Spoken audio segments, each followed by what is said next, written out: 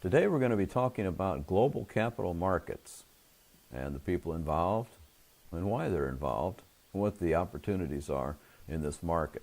Now, the global capital market is basically the entire world's capital markets, both from the standpoint of debt and equity. So there's short-term lending, long-term lending, and there are also international equities that we can look at in this market.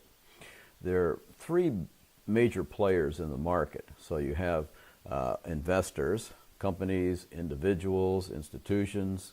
You also have borrowers, which could be individuals, companies, institutions, and governments increasingly. And then you have the people in the middle, which are the market makers. So you've got international banks, you've got investment bankers involved in the process that make the market between these two. So you've got people looking for money, and you got people that are willing to lend money, and you have a market maker in between. The attractions of the global capital market are basically two. One is lower costs and higher returns. So for borrowers, typically they're getting an increase in the money supply, and so they're getting a lower rate of interest. For investors, this provides more opportunity to spread risk, to diversify risk, and potentially get a higher return. What we're looking at here with a capital market that's global versus a capital market that's just domestic is the supply curve of capital essentially shifts to the right, meaning that you're going to have a lower rate of interest that's going to be paid for money. At the same time, people that are borrowing in this market have more opportunity for sourcing. In addition to the lower rate of interest, they have additional sources that they can look for, different terms that can be made available, and so it's appealing for them as well as the investors that have a bigger market in order to loan their money. What you have in a sense is a reduction of risk through the spread of systemic risk. So you can only insure against risks so much. If you bought every stock on the New York Stock Exchange, you would reduce your risk versus having one stock. But if you were able to branch out beyond the boundaries of the United States in terms of investing, then you don't have to worry about the fluctuations in the market in the United States. A lot of times these markets move together, but not necessarily. In some cases, countries do really well. At the same time, other countries are doing poorly. So you can spread your risk and, in the long run, increase your overall return. Now, there are different markets in this international capital market. You have the euro market, euro currency market, which is basically currency that's banked outside of its country of origin. Any currency banked outside of its country of origin is called a euro currency, whether it has anything to do with a euro or not. It's sort of a misnomer. The term came about many years ago, back in the 1950s, before the introduction of the euro. So the introduction of the euro made this a little bit confusing. A Japanese yen denominated account in a San Francisco bank represents the euro currency market. It is euro currency, but it has absolutely nothing to do with Europe. If the dollar is involved, it's called a euro dollar, and the majority of euro currency that's outstanding in the world is in fact the US dollar or the euro dollar. Now, this idea got started back in the 1950s when Eastern European citizens thought that their dollars would be confiscated, so they deposited them in Western European banks, most notably London, and so they had dollar-denominated accounts in a British bank, with Britain using the pound sterling as its currency. So it became a separate market. It became an unregulated market. It became a source of short-term loans, and it's still true today. It's a very important source of short-term lending in the global market. The attractiveness of this market was it was not regulated. And so without regulation and the costs that go with regulation, banks could charge a lower rate of interest and investors could get a higher return, taking out the regulatory costs involved in that process. In addition to the short-term market, which would be euro currency, again, remember it doesn't necessarily have anything to do with the euro. It can. You could have a euro instead of a euro dollar. You could have a euro, which would be euros deposited in countries outside the eurozone. But in reality, it has nothing to do with the euro. Also, we have euro bonds, which fall into the same category. Now, Euro bonds fall into this large category of international bonds, which there are two types basically. There are foreign bonds and there are Euro bonds. Now, foreign bonds are bonds that are sold outside the borrower's country and denominated in the country in which they're issued. For example, General Motors decides that it wants to sell bonds in Germany. Germany is a wealthy country, and so it's going to denominate those bonds in euros, which the Germans would prefer since that's their currency.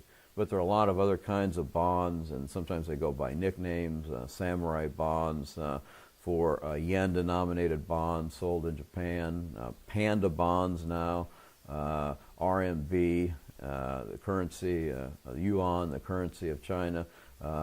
Those bonds are sold in China, denominated in the yuan. So a lot of different names that go with this because the market has increased quite significantly. The Euro bond is one that you hear about more frequently. The Euro bond is basically a bond that's issued by an international syndicate. It's denominated in a currency other than the currency of the country which is actually issuing that currency, and it's sold in multiple countries. So let's take an example. Probably the easiest way to understand is take an example. A Euro bond could be Siemens, a large conglomerate in Germany, decides to issue bonds globally and to denominate those in the most important currency in the world, which is the U.S. dollar. In order to increase the attractiveness of the bonds, they issue it in the dollar and then sell it in many countries.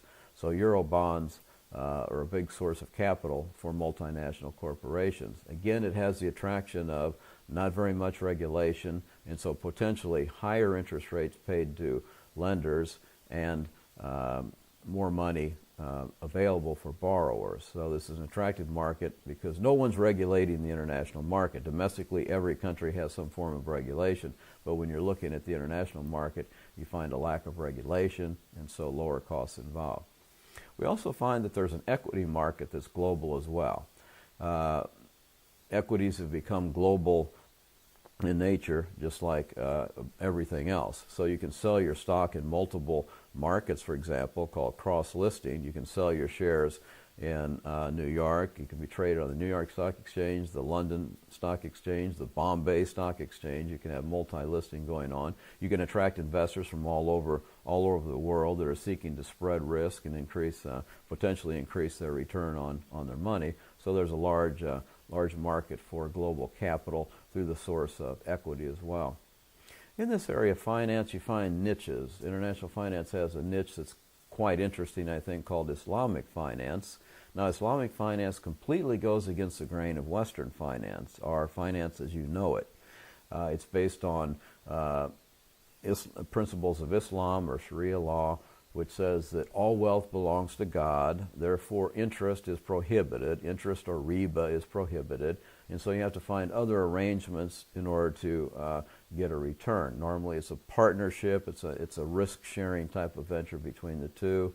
It regulates industries and investment opportunities, so there's no investing in alcohol or pork or gambling and other areas. But what you find is this market has just expanded in recent years. It's sort of exploded in terms of its popularity.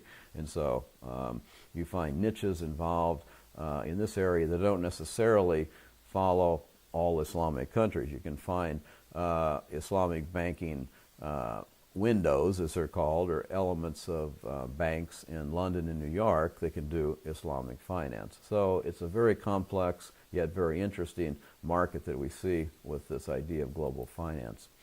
So what have we learned with this short lesson on the global capital markets? We have three major players: people that borrow, people that lend, and the people in the middle that make this all happen.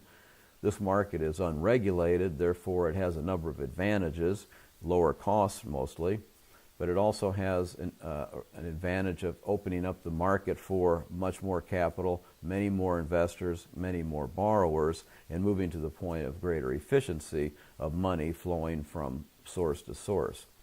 It falls into two categories, debt and equity. So with debt, we have the short term, euro currency, and with the longer term, we have international bonds, and we also have an equity component as well, international stocks. We also find niches that appear in this market that potentially can yield greater returns or be of appeal to certain individuals in certain countries. So that's it for Global Capital Markets. Have a good day, and I will see you next time. Bye.